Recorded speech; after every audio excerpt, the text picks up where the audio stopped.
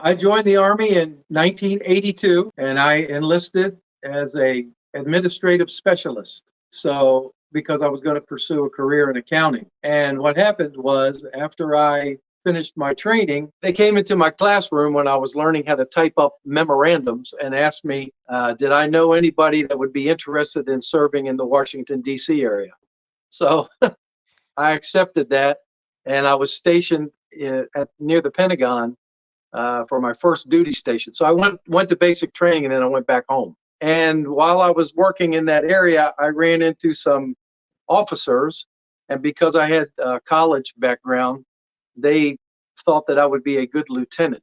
I became a field artillery officer, and they sent me to Fort Sill, Oklahoma, and then back to Fort Benning to do airborne and ranger training, because they sent me to the infantry division at Fort Ord, California, to get prepared for the Operation Just Cause, which was when they went after Noriega in Panama. And I got out and pursued a career in the financial services industry. I worked in the reserve system in different field artillery units for a lot of my career. When 9/11 happened, I was the first person from my unit that went and volunteered to go back into the service on active duty full time. And after that, I stayed from 2001 until 2012. So I did a total of 30 years, not all active, but 30 years of service in the administrative, the field artillery, and the logistics branches. When I retired, which was September 1st, 2012, I was, of course, evaluated and granted certain benefits. My percentage was 70% from some injuries and stuff that I had sustained. Really, it was just curiosity, because, over the years, as you get older, you're going to notice that some of those issues tend to become worse. So,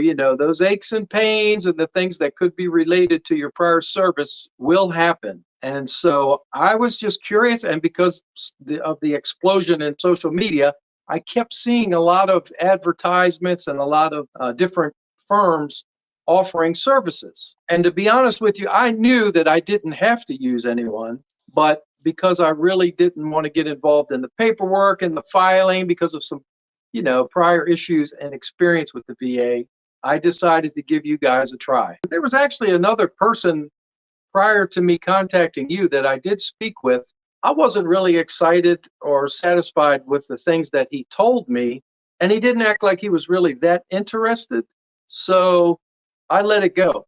Over the next several months, I kept seeing the advertisements, and you guys in particular, sharing some success from other vets. And I said, what does it hurt? I'll give it a try. My initial phone call was good, and we followed up with the medical questions, all the forms. I scanned through the documents. I signed off on them. They were forwarded to the VA. It's a very, very smooth process. Bottom line, we got an increase. So I'm thankful for that. Well, I was pleasantly surprised because, to be honest with you, I know how the VA works more or less from my experiences. And I really didn't know what to expect, but I wasn't expecting too much. And to be honest with you, I think it's great.